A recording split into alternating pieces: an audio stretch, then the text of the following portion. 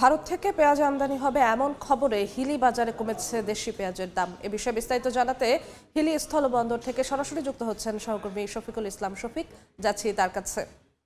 শফিক, এখন পর্যন্ত আইপি না পাওয়ায় হিলি স্থলবন্দর দিয়ে পেঁয়াজের আমদানি শুরু হয়নি। তবে আমদানিকারক ব্যবসায়ীরা পেঁয়াজ আমদানি করতে আমদানির সব ধরনের প্রস্তুতি তারা ইতিমধ্যে নিয়েছে।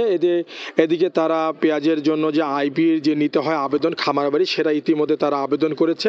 তো ব্যবসায়ীরা বলছেন যে সরকার যদি আইপি দেয় সেক্ষেত্রে পেঁয়াজের আমদানি তারা শুরু করবেন। ঊর্ধ্বমুখী যে বাজার পেঁয়াজের, গত এক সপ্তাহ আগেও কিন্তু যদি বলি পেঁয়াজের দাম ছিল 110 টাকা পর্যন্ত। তবে আমদানি হবে এমন খবরে হিলির স্থানীয় যে বাজারগুলো রয়েছে, আড়তগুলো রয়েছে, দেশি পেঁয়াজের দাম ওখানে বিক্রি হচ্ছে প্রায় 10 থেকে 15 টাকা কিন্তু কম বিক্রি হচ্ছে। সেখানে কিন্তু আজকের যদি বাজার বলি, ওখানে আজকের বাজার হচ্ছে 90 টাকা বিক্রি হচ্ছে।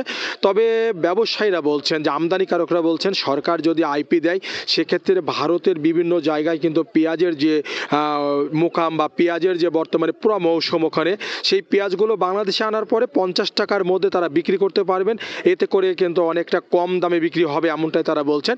তো আপনাকে জানিয়ে রাখি, চলতি বছরের 14ই আগস্ট সরকার অল্প পরিসরে কিন্তু পেঁয়াজ আমদানি অনুমতি দিলে ওই সময় প্রায় এক সপ্তাহ পর কিন্তু আবারও পেঁয়াজের আমদানি সরকার আইপি ইম্পোর্ট পারমিট সেটা বন্ধ করে দেয়। সেক্ষেত্রে পেঁয়াজের তখন থেকে পেঁয়াজের দাম সেটা সহনীয় পর্যায়ে প্রায় 60 থেকে 65 টাকার মধ্যে থাকলেও গত 2 সপ্তাহ থেকে পেঁয়াজের বেশ একটা দাম ঊর্ধ্বমুখী। সেই পেঁয়াজটা লাফিয়ে দাম বেড়ে সেই পেঁয়াজের দাম বাড়ায় কিন্তু 120 টাকা পর্যন্ত।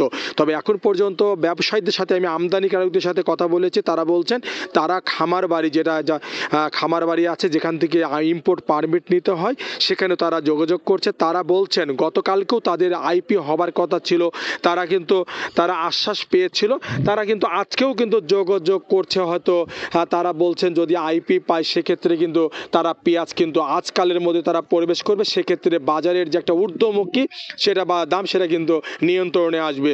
হিলি স্থলবন্দর থেকে এতটুকু ছিল আমার কাছে পেঁয়াজের আমদানি বাজারের সর্বশেষ। সরাসরি যুক্ত ছিলাম হিলি স্থলবন্দরে।